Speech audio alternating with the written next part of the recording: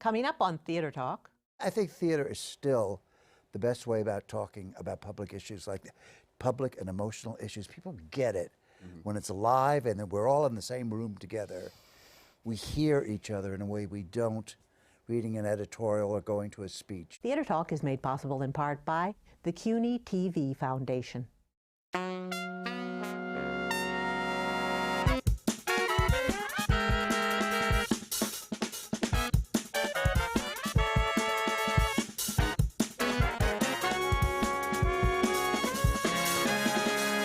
He was barely 18 when he left Texas.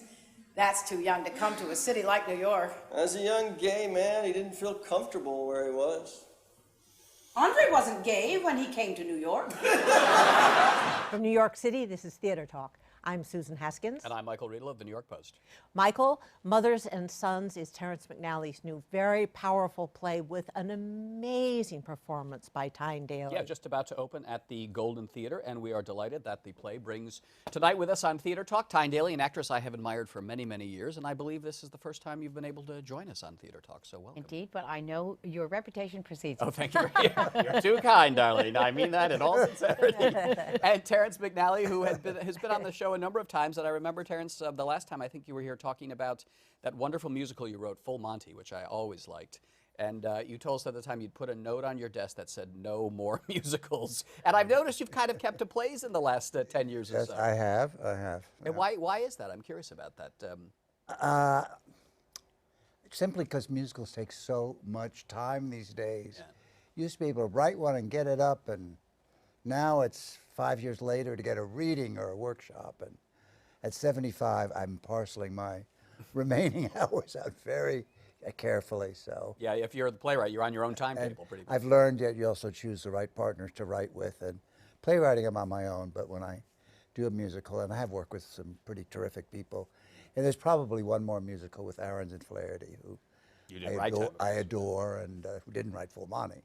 Yeah. But I adore working with them. So now, did you, after you did your terrific performance, Tyne, in Gypsy, which I remember from like 1990, 91, would that It's very difficult. It was the last century. Long time. Here she is, boys. Here she is, world. Here's Rose. The best acted Mama Rose I saw. I didn't see Ethel Merman, but I thought you. I did. I did. How did she compare to Ethel Merman? Because they always said Ethel couldn't really act that well. That's not true. I think she acted it with her voice. You put on that album, that's great acting and great singing. They were just very different. Tyne brought different quality. I was moved by Tyne. I was in tears at the end of Act One when I didn't know Tyne then. But when she sang Everything's Coming Up Roses, I couldn't get out of my seat. I was crying so much. Tyne gave a vulnerability to it that Ethel Merman didn't. I mean, Ethel Merman was stupendous. She was a mother with two kids she had to feed. Yeah, yeah. Ethel Merman was a great star with two incredibly her grandchildren. Make stars of, not her actual children. But I was actually at the opening in the very last row of the Broadway theater. Wow. And during the overture, someone was like standing there, sort of annoying the hell out of me. And I was about to say, oh my God. And I said to the person I was with, Michael Kahn, down in One Shakespeare in DC, Mike, he said, shh, shh, the overture's on. And suddenly, sing out, Louise! Yeah. And it was her. And now every performance of Gypsy you go to, they're all, where's she gonna come from? Oh, there she is, whoa! But that was the time the audience was truly surprised when Merman sailed down that aisle, and I saw her first. Oh, that's fabulous. You saw Ethel, right? So just I did. I was 11. Your impression of that. I was 11 years old, and I had been approached to play the young Gypsy through my dad's agent, because my dad was an actor. And I didn't know how to tap dance or sing. I was not, you know, I was already imagining myself an actress.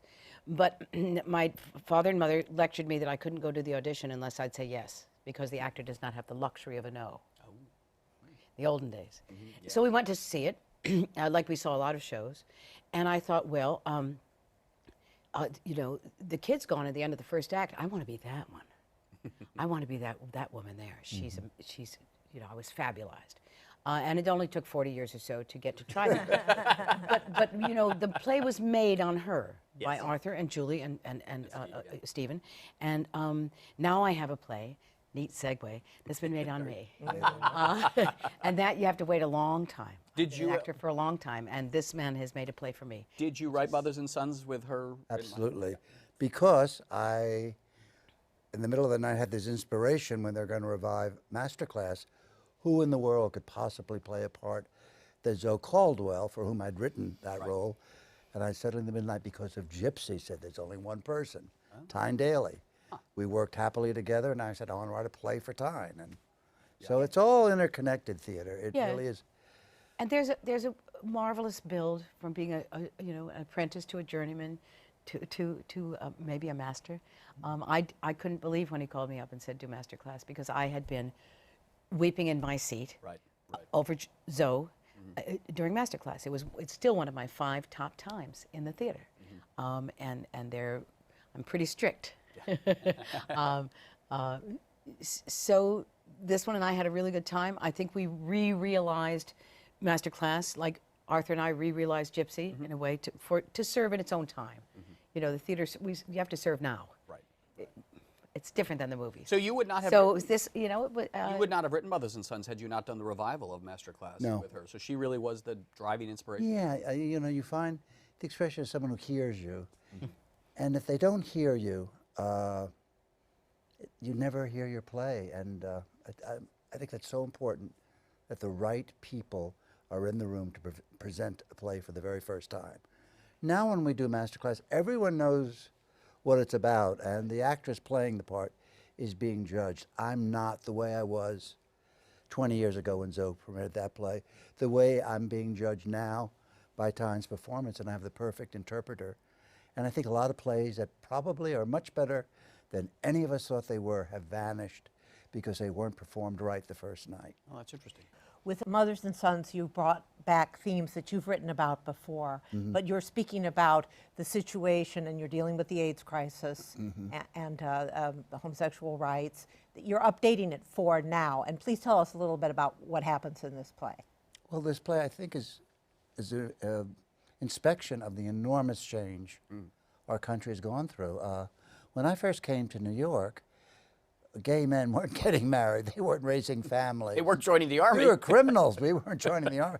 The world has changed so much. I wanted to write a play that reflected that. And the AIDS is still a wound in our society that is not completely healed. And I think we have a long way to go still, and this play is about that. It's also about forgiveness.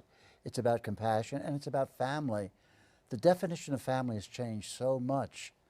2 men, 2 women can have a family. That was not even a possibility to me as a young man. I always thought I was a very progressive. I was always out. I always thought I was a very political gay man, and it never occurred to me that marriage is a profound right. And to look at someone eye to eye and say those words, for sickness, in sickness and in health, for better or for worse, is so profound. It still takes my breath away. And I've been married for close to 12 years, and it's the best thing I ever did. And this play is very personal to me, and I care very much about what it says. And I wanted to write it for a great actress who is in opposition to almost everything I stand for. Tyne is the nation. Not the actress, the party the character. Yes, She's the party pooper. Tell us why Tyne is your character. I mean, she lost her son to AIDS 20 years ago, and this, if I'm not mistaken, the wonderful movie that I saw was based on a small play on Andre's mother, Which took place 25 years ago. Which took place 25 years ago. You are sort of Andre's mother coming back to get in touch with Andre's partner who did not die of AIDS. Well, after it's a crisis, there's a whole bunch of steps that happen in 20 years where laws go down and opinions go down and people change. So what the play is trying to talk about is what happened since then, not the crisis, but how we have changed. And you can't change unless you're willing to. And the acknowledgement of marriage, when people stand up in front of their friends and say, I promise to do this, and the friends all promise to remind them that they promised to do this on that day. You know, it's a difficult thing, but it makes you, it validates you, it gives you a stamp of approval in some way that's really different than doing something on the side. I married my husband in '66. He is a black man still. He has a different melanin count than I, but our marriage was against the law in 17 states in the United States of America. We saw those laws go down. It changes. To be part of telling the story of the change is really And she's resisted the, That's her tragedy. She's resisted the change. She's unable to change, and people get left behind. Yeah. It's a very sad place to be. And when this play takes place, there's only one other person in the world who even remembers her son, Andre. His name was Andre. Yeah. And that's Cal. Yeah, And Frederick Weller. is she also? Frederick Weller. Frederick Weller, Cal, yeah. who's his Is survived him. yes. But who- are you also? Is she also unable to change some ways because she could never really accept the death of her son, so young and so and so healthy, and only realize his sexuality when he, as so many people back then did, say, "By the way, Mom and Dad, I'm gay and I'm also dying." She didn't understand unconditional love. And if we don't give unconditional love, I don't think we're really loving someone. And a mother who cannot give unconditional, or a father, I think has damaged their child in such a profound way that I think we're still dealing with. And you know, that's why I find the play optimistic. The boy that they're raising, the 6-year-old, he's going to grow up in a world where he never heard words like queer, faggot, Nancy. That's going to make the world better. And a lot of people are growing up in the world today that think nothing of seeing an interracial couple, heterosexual or homosexual. And that was not true in my lifetime. I grew up in Texas. I remember drinking fountains, white, colored, you know. Thank God that's all gone. I don't know that it's all gone because I think here in sophisticated where we are, but I think that to be reminded of the wrestling that we did with our own souls. I think this man over here writes big themes. The thing of to have a child predecease you is a thing that it gives me the horrors in terms of imagining. It's so out of order. It is so out of order. So that certainly is operating her loss. But comparative loss, her loss, and Cal's loss, the man who loved him, it's intricate. In terms of her loss, she seems to have felt she lost him on one level when he left her in Texas to go be an actor. And you have this line very beginning that there's referring to his lover refers to him being gay, and the mother says, well, he wasn't gay when he was a child in Texas. It's probably the biggest laugh in the It's you New York artsy people who did it too. He did it. She's lost him to his real life previous to his death. And many gay people have heard their parents say to them, you can't understand, you people, what your father and I or your mother and I have. That's how invalidated gay men and women have been made to feel in my lifetime. And I'm seeing that change. Thank God I've lived to see this. I've lived in the most incredible period. I know. In which to be a gay man, from the furtive darting down dark stairs to gay bars in the 60s when I was at Columbia to today. And it's beautiful to be able to write about this, even with the challenge, and it's not a happy ending. But you can't say to anybody else, you don't get it about love. Yeah. You don't get it about love. You can't come to this hospital. You're not related to the. Yeah, you're not well, related. you lived through all that too. When lovers were not allowed into if a family came from Texas or Louis or wherever, and they didn't want the lover in the hospital room. And you're out of the co-op because the deed is in his name, and he died. So you're out of this building. My husband and I happen to be friends of Edie Windsor. And tell our viewers quickly who don't know. We've known her for 15 years, and she got this bill when her wife died for over $500,000 of estate tax or inheritance tax, and she said no. Yeah. She's the Rosa Parks of the. And she sued, yeah. And won, and Doma has been Court. defeated. I mean, she's a national heroine. It's just what one day Rosa Parks, someone said, no, I'm not getting out of this seat. I'm sitting here. And Edie Parks said, no, I'm not going to write a check to the government for $560,000. We need people like this, not playwrights. We need activists like that. Being married to a black man, how did the family handle that? What was your reception from people? My family was embracing, and so was his. So that was an advantage. Helped. I worked in the theater where people at least pretend to be liberal, and that was an advantage. No, And it was at a time of very big change, and we saw those changes. Do my children still get followed around in Bloomingdale's, thinking that they might be stealing something? Sure, they do. Not everything is gone, but the laws change, and the culture changes, and the artistic expression changes. So we talk about this stuff out loud when it was once something secretive and not talked about. All of that experience contributes with all of Terrence's experience to try and make this play. It sounds, I'm fearing now that we're sounding like it's too much about politics. What I love about the play is that it's about 4 human beings, and none of them are a stance or an opinion. They're human people. And the dads are going to make mistakes with their kid. They're going to come up against stuff from this kid that they're not ready for. Doesn't mean perfect marriage. Right, no, yes. Gay marriage doesn't mean perfect marriage. When Cal says to me, about their kid, and Catherine says, well, children aren't the answer. And he says, this child is. She wants to give him the horse laugh. Honey, you have no idea. I went with a friend of mine who was a psychologist, and we were talking about the ending of the play on the way home, and she said, well, the thing is, the child is the most mature and giving, and that's the wonderful thing in this play, that you see the future there in this amazing child. Glad they got that. Getting it, pounding them. Very good. The message. Well, one of the things that I find interesting that the play brings up, and of course you both lived through this time in New York City, is the impact of AIDS. That I think there's a whole generation now of people in the theater who have no sense of what the theater world was like in the early 80s when people started dying. As you said poignantly, the only person who remembers Andre is his lover Cal. And his mom. You can't number of their friends who would be gone, who would have died. I mean, what?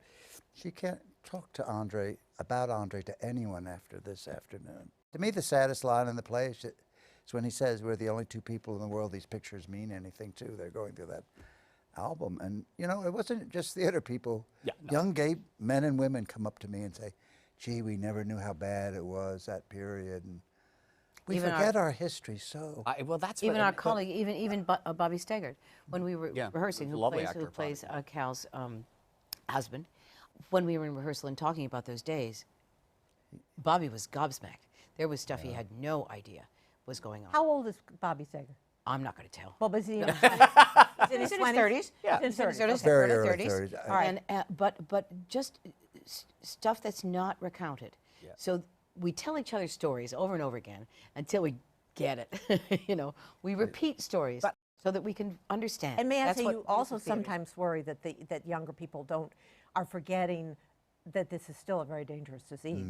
Not to there's a reminder in the play of it, and without belaboring, but he does say this isn't over. And but I was talking to someone about the play the other night. I realized I thought I got a very good education at a Texas public high school and a wonderful teacher, but I never heard the word Holocaust as a child. So I mean. I didn't know about it. I came here, what is Holocaust? Well, that was a very strange... they didn't teach anything about World War II was us against the Japanese. I never heard anything about what was going on in Europe. But that is very interesting because my aunt was a high school teacher in the early 50s, and none of her students in the early 50s knew anything about the Holocaust, and you wonder what was up with that. For some reason, they wanted to bury it for a while after the war. People have to be reminded.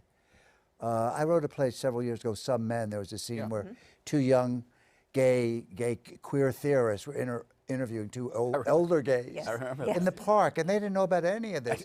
And so many young people came up, or talkbacks after the play saying, we didn't know any of this. Which, of course, shocks you when you've lived through it, and how could they not know? So I think theater is still the best way about talking about public issues like public and emotional issues. People get it when it's alive and we're all in the same room together.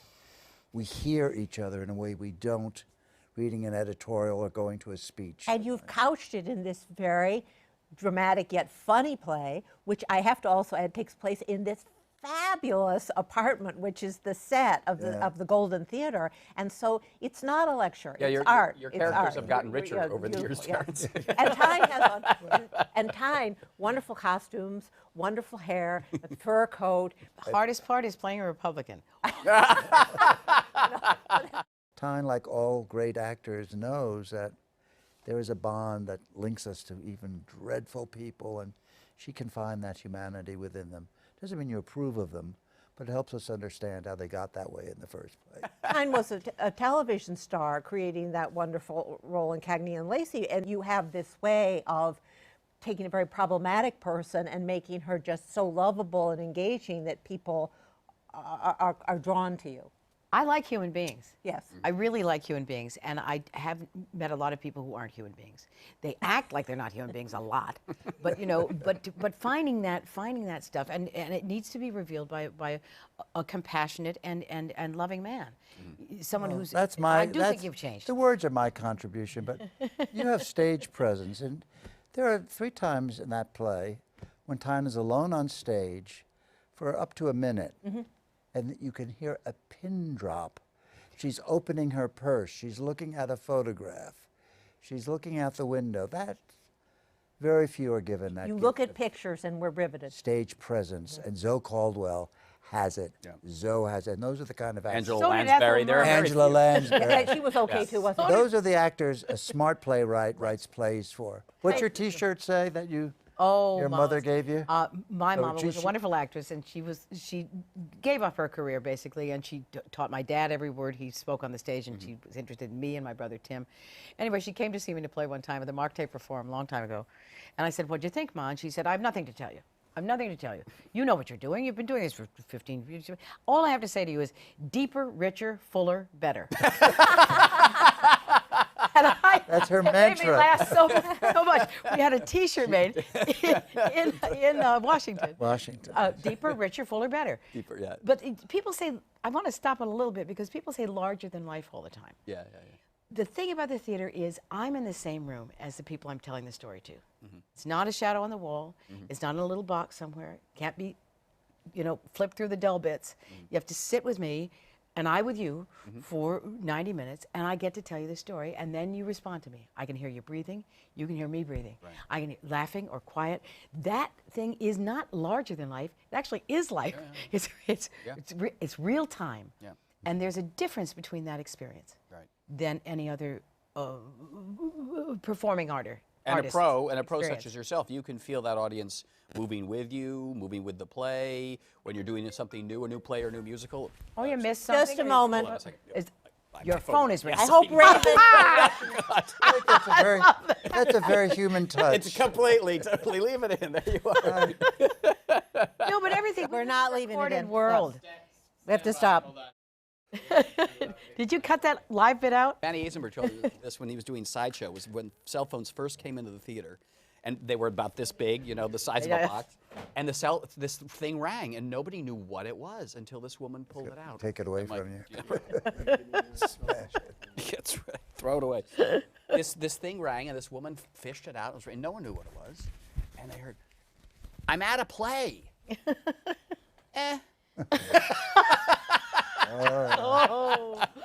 What do you do when the cell phone rings and Stand by. Michael, you're picking it up. Okay, fine. Stand by in 5, 3, 2, 4, okay. 3. We just have a few minutes left, but I wanted to ask you, since you lived through that period of AIDS, when you look back on it now, I'm pretty friendly with Larry Kramer, and he still looks back with profound anger about all that went wrong. How do you see it now, as somebody who went through it, who lost friends, who's still here? Do you have the kind of anger that Larry has? Is it a different feeling that you have about those times? I can be in touch with that anger, but I don't feel it right now, no, because I think we've moved ahead, and we have become a community, and I think we're richer for it's a terrible thing to say, but I think the gay community has melded, joined, I don't know, we're different, and it's for the better. But of course the anger, the outrages of being forgotten, of government not paying attention is unspeakable. And what Larry is angry about is very valid. I'm temperamentally a different man than Larry. I took care of someone who was dying of AIDS, and when you're really at home taking care of someone, that is very important. that becomes more important in a funny way than I can't get to that rally tonight. Right, right. I'm not saying this well, I'm sorry, but it was a terrible time that I will never forget, and I don't want people to forget. I haven't forgiven anyone, but I've moved on, and I think the world has moved on. And I think gay men and women have moved on. We're smarter. We know we have rights. We're not going to take that anymore. So that's some kind of progress, and born out of great tragedy. And it's explored in this fine new play by Terrence McNally, Mothers and Sons, at the Golden Theater, with a terrific performance by Tyne Daly. Thank you very much for being our guest tonight on Theater Talk. Thank you very much. Thank you. I'm the only one who thought Andre was a difficult child. He was smarter than anybody. He had secrets. I was afraid of him. He could be so remote. I didn't know where he'd go in his head. I just wanted him to take me with him, away from Dallas and a husband I didn't love and never tried to love. He was unlovable. Some people are, you know. I've turned into one of them. Our thanks to the Friends of Theater Talk for their significant contribution to this production. Theater Talk is made possible in part by the Frederick Lowe Foundation, the CORY and Bob Donnelly Charitable Fund, the Noel Coward Foundation, Carrie J. Fries, the Dorothy STRELSIN Foundation, plus public funds from the New York City Department of Cultural Affairs, the New York State Council on the Arts, a state agency, and the Theater Development Fund's Technical Accessibility Program, which helps provide closed captioning.